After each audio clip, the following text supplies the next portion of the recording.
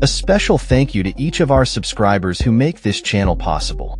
Here's today's story.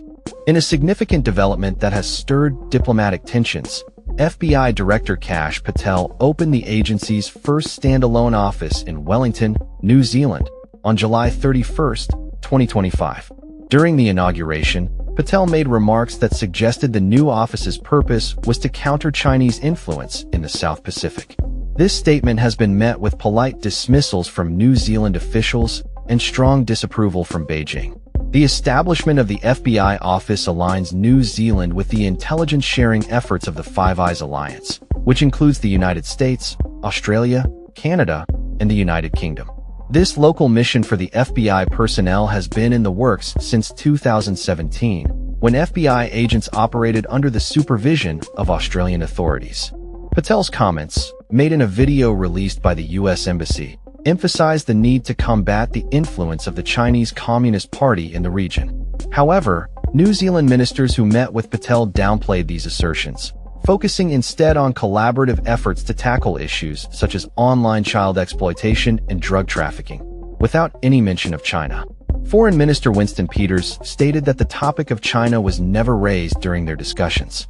Similarly, Judith Collins, Minister for Security Services, reiterated that their focus was on transnational crime, dismissing Patel's comments as irrelevant to their agenda.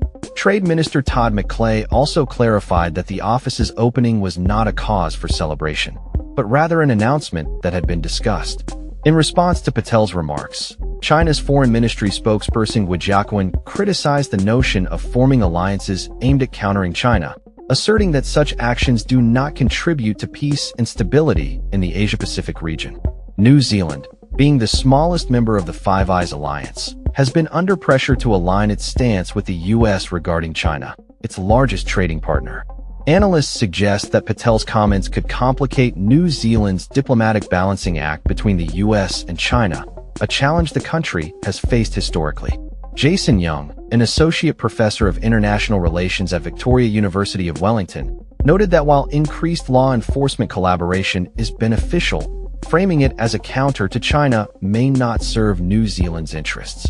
Patel's visit coincides with a broader U.S. strategy to raise concerns about China's global ambitions, as echoed by U.S. Defense Secretary Pete Hegseth, who recently called for increased military spending among Indo-Pacific nations.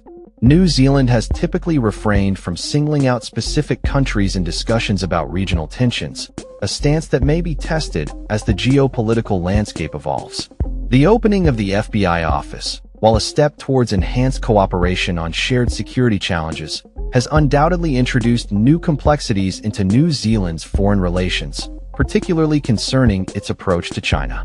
That's all for this story. We upload videos every day covering many different subjects, so hit that subscribe button to stay informed. Thanks for watching.